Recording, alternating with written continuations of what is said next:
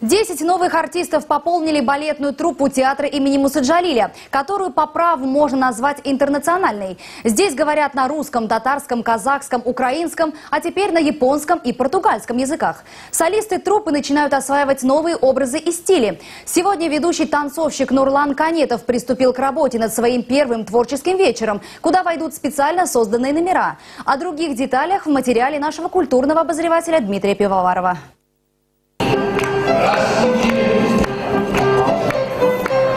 Репетиции поклона – стратегически важная вещь. От этого зависит то самое творческое послевкусие, которое останется в памяти после спектакля. Мир новой постановки, а это комическая опера «Любовный напиток», пока не поддается описанию. Но у каждого творца свое видение. Петербургский режиссер Юрий Александров мешает временные пласты и ассоциации.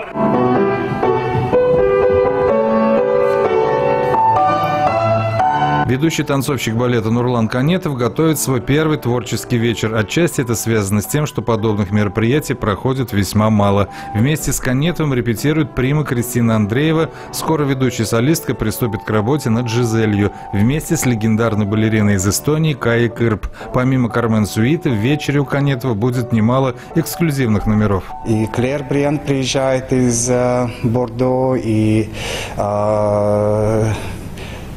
чита Нуриевых, Мария и Марсель, потрясающие балетмейстеры казанские, будут ставить на меня и на солистов наших номера современные.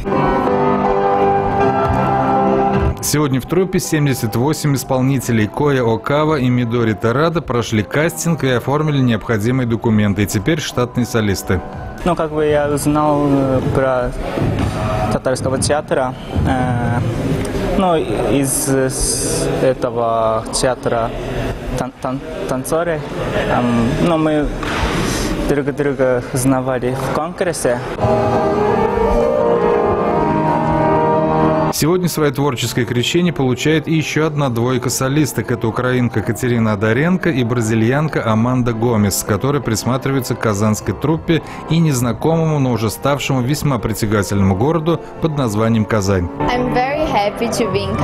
Я счастлив, что нахожусь в Казани, сбылась моя мечта. Здесь очень хорошие учителя и педагоги. И, конечно же, я буду очень много работать, чтобы получить прекрасное будущее.